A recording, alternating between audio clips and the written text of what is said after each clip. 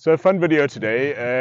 Bill and I were chatting a month or so ago, and there's so many cars up for sale, old Mercedeses, and we said to ourselves, I wonder if we can get a decent old diesel Mercedes in a roadworthy condition with most things working, a car that you can get in and actually use for under 50,000 Rand. And the biggest criteria that we needed to meet was that it was a diesel. And I think we found one. Have a look at this.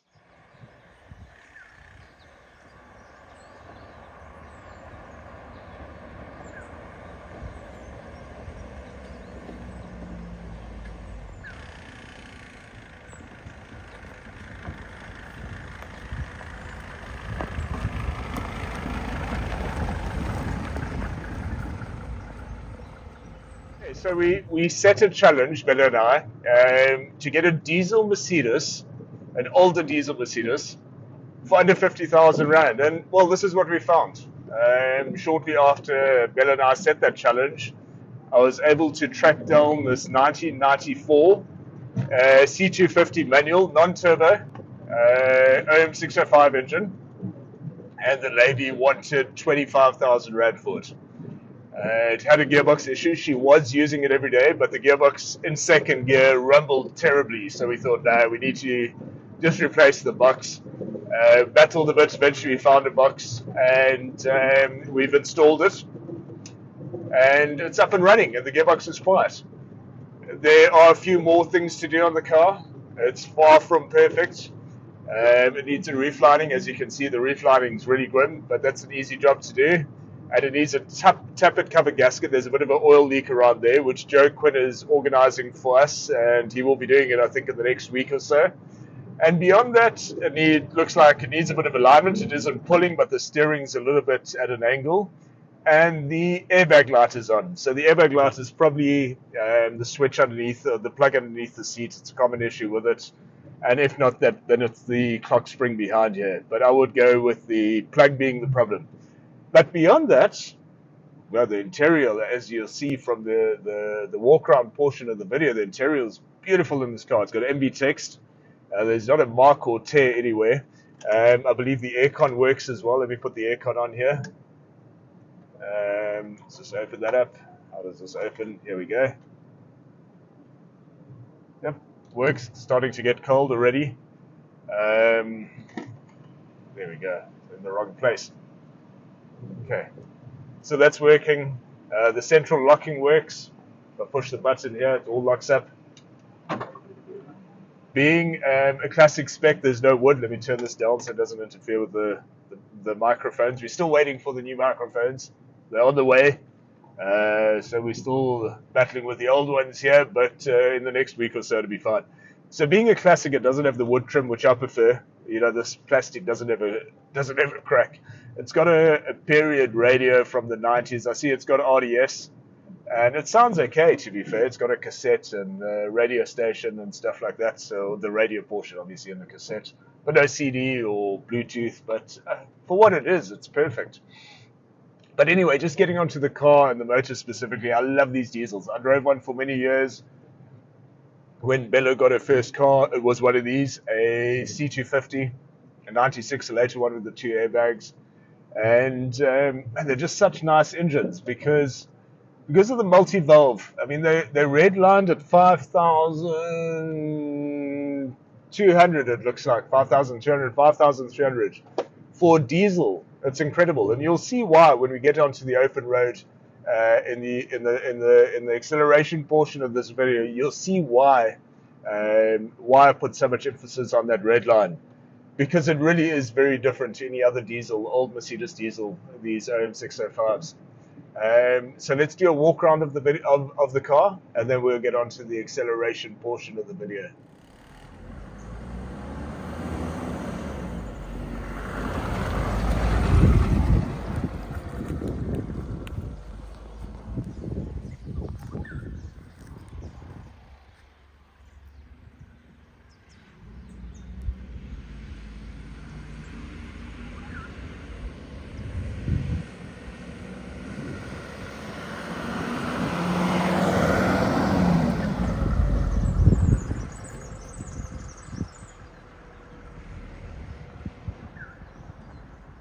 Okay, so just do a quick walk around this 94 C250 diesel, naturally aspirated. It's a non-turbo, OM605 multi-valve engine.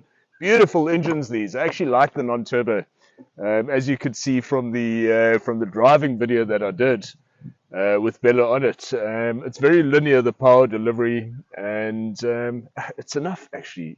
80 odd kilowatts these cars have, and they really run beautifully. But what stands out to me the most in this particular car, bearing in mind that the budget constraints that we had in trying to find one under 50,000 rand, have a look at this interior. Have a look at these MB Tech seats. They're absolutely flawless. Look at that, the driver's one and the passenger one.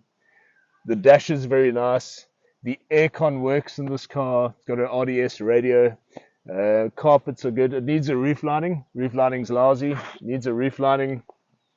That's cosmetic. Central locking works on it. All the lights work. I mean, look at the back here. Belonged to an elderly German lady who had had it since 2007, I believe. And yeah, I bought it from her a few weeks ago. And as I said earlier, we needed to do the gearbox in it. And we replaced the gearbox, put a new 5-speed in. It was actually driving. She was using it on a daily basis, but the second gear grumbled like anything. So we didn't want to play around with it. Needed to be roadworthy, needed to fall into that category of under 50,000 rand on a diesel. And yeah, we replaced the gearbox and we were able to still keep it in it. Tires are fine. It's got alloy wheels. It's licensed until end of April next year, 2025. I'll show you the engine here quickly. As I said, it's an OM605. One of the last things we need to do on it is just a tap and cover gasket. I believe Joe from Quinn's Auto is in the process of ordering one and getting one, and he's going to tackle this job next week for us. So it's a little bit of an oil leak here on top, and that's the reason this is off here. I see this also comes off. This just clips in here. I'll probably just take this thing off. I don't really like it here. We have got that cover that goes over here. It's a little bit of a leak over here on the edge of the tappet cover that goes down here, but that's getting resolved. But anyway, yeah, it's OM605. It's a multi-valve, so it's a 20-valve, 5-cylinder, 2.5. As I said earlier, non-turbo, really nice cars, these. I know Bella had one herself as her first car. I had one for many years. And yeah, very linear, very petrol-like in its power delivery. And that's what I like about these motors, particularly the non-turbo ones. Simplicity, you can't get more simplistic than this for the year.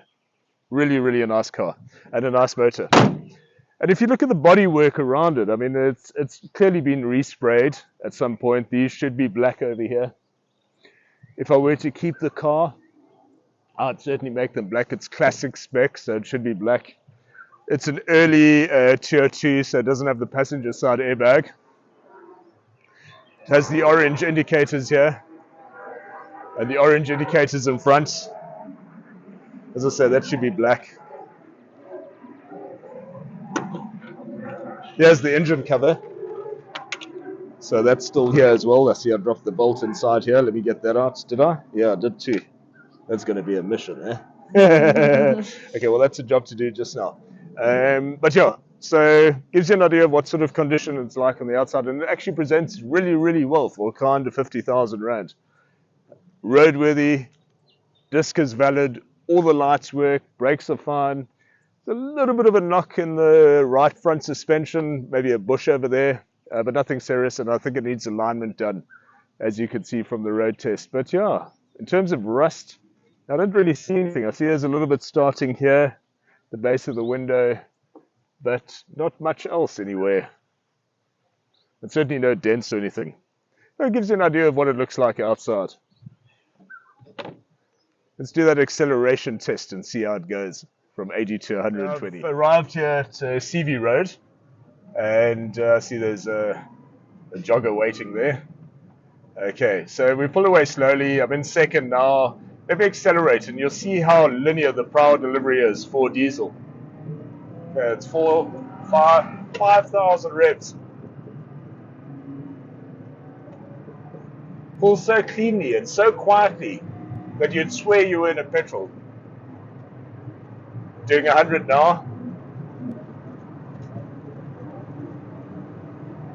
and there's 120, and I put it in fifth, and we're revving at 3,000 at 120, and it's very calm and relaxing inside here. There's more than enough power. Stand to be corrected, but these engines have got around 80 kilowatts in non-turbo form, and 172 newton meters, give or take, somewhere around there. And yeah, man, it actually runs beautifully. It doesn't feel like you're driving a diesel. It revs clearly. You know, diesels, particularly at higher revs, most diesels, they don't like going there. This just goes with the multi-valve. It's really an eye-opener. It's an eye-opener even against modern diesels. So I drive my S80 D5 Volvo, and that's, you know, that's got a very specific power peak. So between 2,000 and 3,500 revs, it's got 400 newton meters. Outside that, it doesn't. So you need to try and keep it in that power peak all the time. This, not at all. It's like a petrol. The higher you go, the more it pulls. Okay, let's do that 80 to 120, 20k an hour acceleration test. I'll do it. I won't do it in fifth because I think that's going to take a little bit long, bearing in mind this isn't a turbo. So now, okay, we're doing, let me get it up to 80, and it's a bit of an incline. I'm at 2,500 revs. Let me floor it now. Okay, so this is fourth, 90, 100, 110, 120, just in time for the speed limit. Okay, let me slow down here. But there we go. I mean, you can see it revs very cleanly and really nice at the higher ranges of the rev range. Doesn't become frantic, doesn't become strained. None of that. Very much like a petrol would be. And that's why I love these engines, eh? Really nice. Temperature's exactly where it should be. About 87 degrees. So here, okay, going up the hill here, let's see. So now accelerate in second. 2,000, 3,000, 3.5, 4,000, 4.5, 5,000. Just keeps pulling. Just keeps pulling, like a petrol. Put it into fifth there instead of fourth, or third rather. But you can see how it pulls, and that's really what I was trying to show you. It's just the smoothness of these multi-valve diesels from the 90s are phenomenal, and the same goes for the OM606. And we didn't get the 606, the 3-liter here in South Africa, unfortunately. But yeah, this isn't far behind it.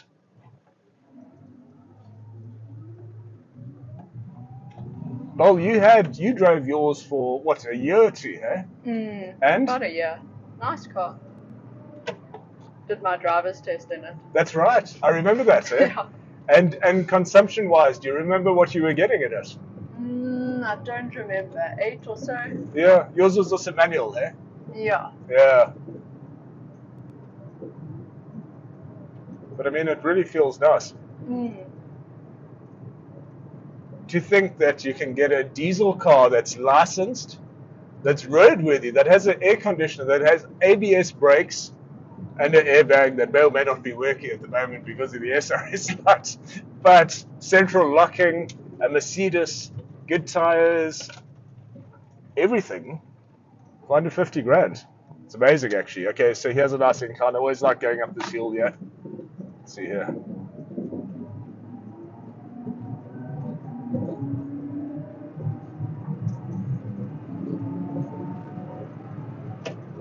Very smooth, eh? Very smooth. I think you should take it for a drive. See what you think. You know these cars well.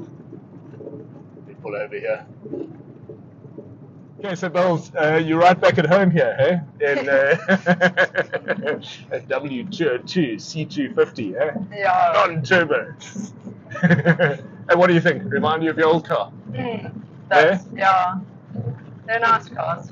They really are. The motors specifically, I mean, 202s are awesome cars, but I mean, the motors really run nicely in these cars. It's a nice first car for someone.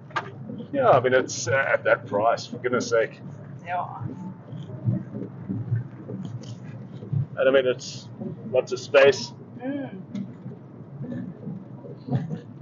Yeah, I think, you know, if you're looking for a nice Mercedes diesel, then a C250 from a w202 is a very, very good option. They're very usable, parts are still available, very robust motors. The diesels weren't as badly affected by the wiring harness issues as the petrol ones were. Obviously, just simpler engines.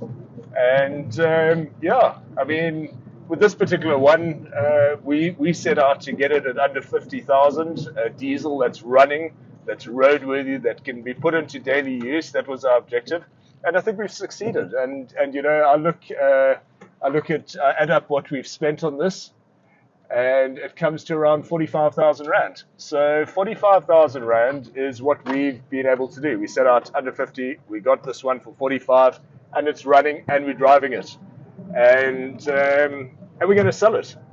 So we're going to sell it. We're going to put our money where our mouth is, and we're going to sell it for what it's cost us, which is 45,000 rand.